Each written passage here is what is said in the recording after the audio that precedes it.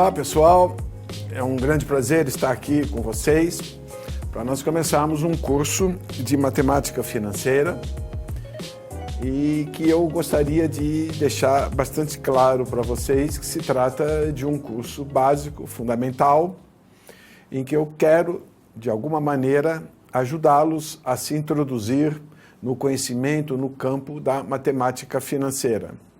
E com isso nós temos hoje aqui os principais fundamentos que nós vamos estudar de matemática financeira.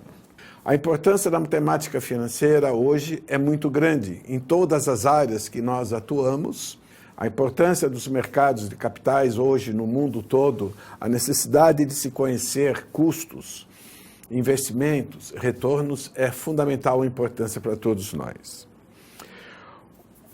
Esse curso nós iremos desenvolvê-lo basicamente através de conceitos, formulações e principalmente solução de exercícios. Os exercícios serão resolvidos, seja alguma parte através de formulações matemáticas e uma outra parte através do uso de calculadoras financeiras. O nosso curso ele está dividido em 5 módulos.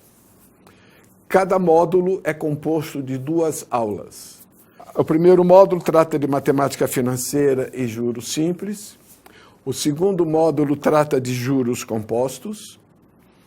O terceiro módulo trata de operações financeiras. O quarto módulo ele trata de fluxos de caixa, e o quinto módulo, ele trata de investimentos e financiamentos.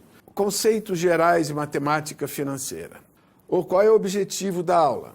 Estudar os fundamentos, as regras básicas da matemática financeira. Introduzir os conceitos fundamentais e introduzir o conceito e a apuração, cálculo de juros simples. A ementa do curso, a importância da matemática financeira, juros, taxa de juros, capital, montante, diagramas de fluxo de caixa, regras básicas e assim sucessivamente. A matemática financeira trata, em essência, do valor do dinheiro no tempo. Você receber 50 mil hoje, 60 mil daqui a um semestre, ou 100 mil daqui a um ano, não é a mesma coisa. O dinheiro tem um valor ao longo do tempo. O dinheiro cresce no tempo com base nos juros. Quais são as questões principais de nós estudarmos matemática financeira? Em outras palavras, qual é o valor de um capital de 200 mil reais daqui a um ano? Se eu fiz uma aplicação num fundo de previdência, se eu fiz uma aplicação numa ação, qual seria o valor desse meu investimento daqui a um determinado período? Qual é a melhor decisão? Nós devemos comprar à vista ou comprar a prazo? Principalmente hoje, muitas e muitas vezes, nós nos defrontamos com situações práticas. A pessoa vende à vista em 10 pagamentos, vende a prazo em 10 pagamentos iguais, ou vende à vista com um pequeno desconto. Uma outra questão que fica, como é que são formados os juros? Os juros são somados, são multiplicados? Como é que a gente consegue formar juros no tempo? Como é que eu comparo valores diferentes em diferentes datas? Qual é a melhor alternativa de um investimento que eu tenho? Qual é o preço justo de uma ação? E qual é o custo efetivo de um empréstimo, de um desconto de duplicata, do cheque especial que nós temos? Qual é o custo efetivo de um cartão de crédito? Então, são todos esses conceitos fundamentais que são os nossos desafios, que nós devemos procurar as respostas através da matemática financeira. Primeira definição básica, é importante que se entenda, é o conceito de capital. O conceito de capital tem vários sinônimos que significam a mesma coisa. Valor presente, valor atual, principal ou capital. É o capital que foi investido numa aplicação ou o capital que foi tomado emprestado de um investimento. Isto é o conceito de capital. Qual é o conceito de montante? Montante é o conceito de valor futuro.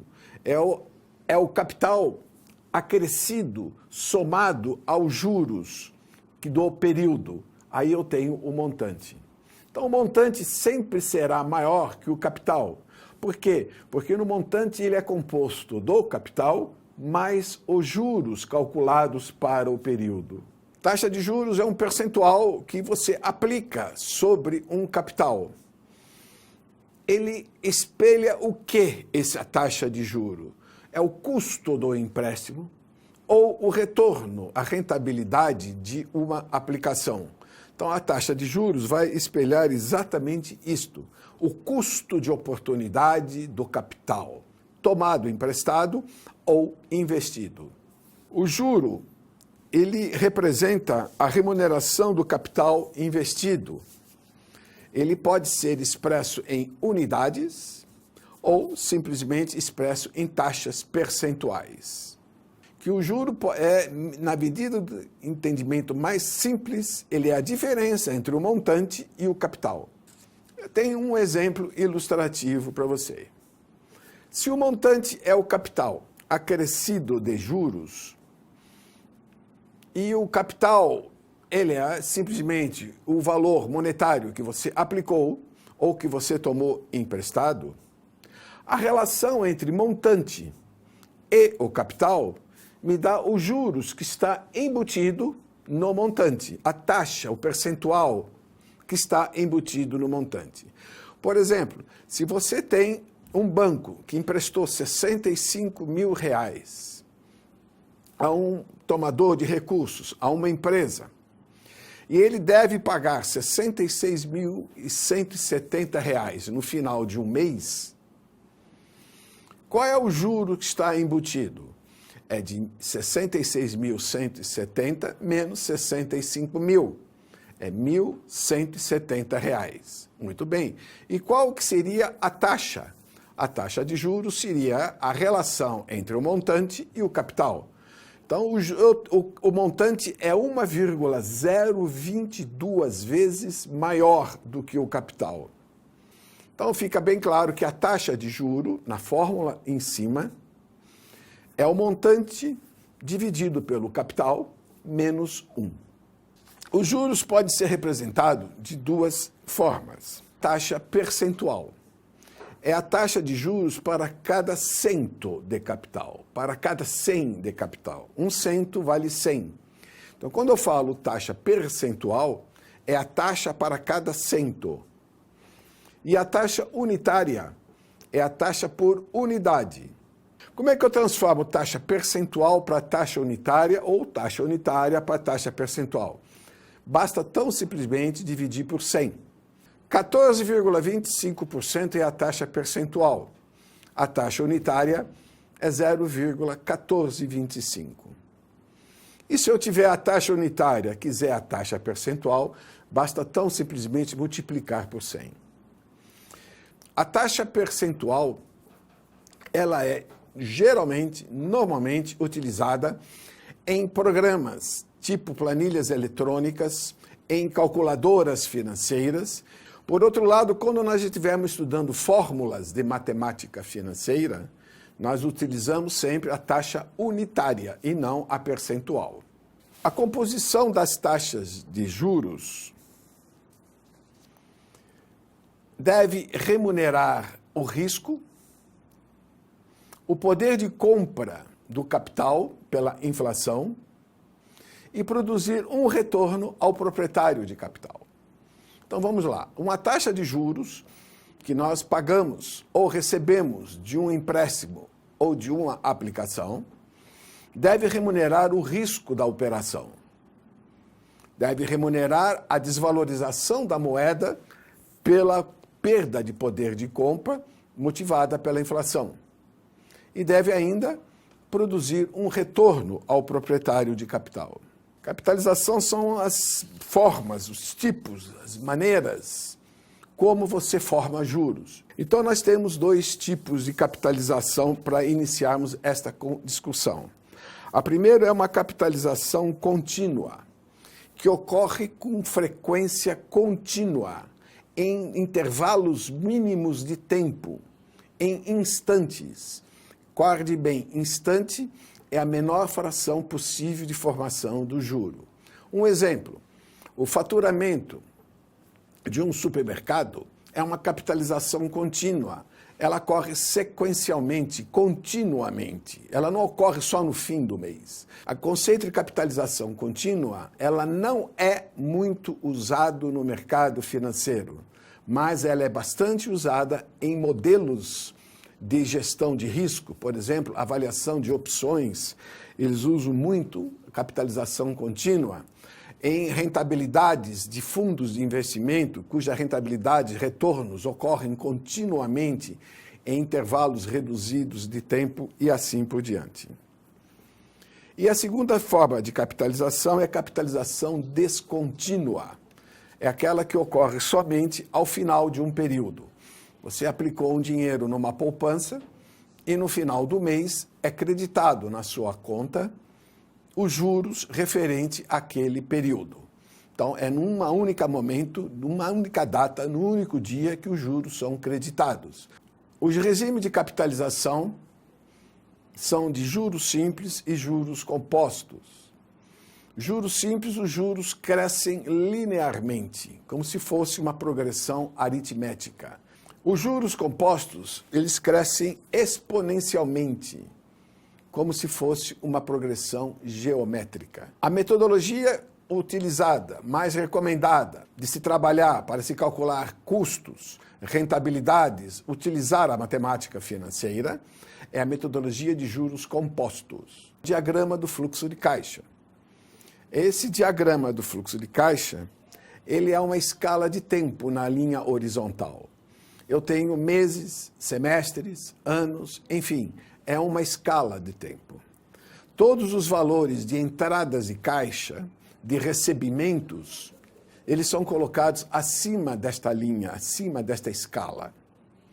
E todos os valores de saída de caixa, pagamentos, desembolsos, eles são colocados na parte de baixo desta escala. Então, nessas regras básicas, eu quero dizer bem claro, e nós devemos nunca esquecer isto. Quando eu tenho um prazo e tenho uma taxa de juro, os dois devem estar expressos na mesma unidade de tempo.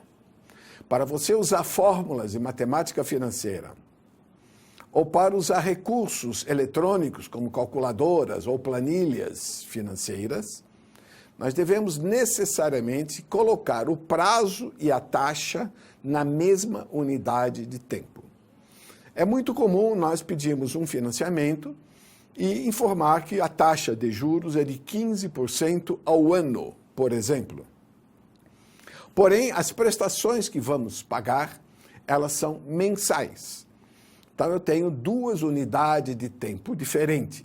Uma, a taxa, refere-se, está calculada, está definida para um ano. E o segundo é o prazo. Os pagamentos serão feitos mensalmente. Então, eu devo trazer ano para mês ou transformar a taxa de mês para ano. Vou fazer um exercício com vocês. Qual é a alternativa correta? Primeiro, nas fórmulas de matemática financeira, tanto o prazo da operação como a taxa de juro devem estar expressos sempre ao ano. A afirmativa, ela, apesar da atratividade dela estar expresso na mesma unidade de tempo, não é necessariamente ao ano. Ela deve estar expresso na mesma unidade de tempo. Eu posso expressar tanto o prazo da operação como a taxa de juro ao mês, ao semestre, ao trimestre e ao ano. Então, ela está errada por definir que a taxa deve estar expressa ao ano. A segunda pergunta diz o seguinte: a taxa percentual de 1.872,25% equivale à taxa unitária de 18,7225? Sim, perfeito. Eu disse a vocês, como é que eu transformo taxa percentual para taxa unitária? Basta dividir a taxa percentual por 100. A terceira afirmativa: o juro pode ser entendido como prêmio, como preço, como a recompensa exigida pela postergação de um recebimento de caixa ou adiamento de um consumo, está perfeita a definição. E, finalmente, a última afirmativa: existe somente um critério, um regime de capitalização de juros? Não. Existem dois regimes de capitalização de juros. O critério de juros simples ou linear e o critério de juro composto ou exponencial. Então, as respostas corretas são B e C. E, finalmente, eu gostaria de deixar isto para vocês, dois exercícios.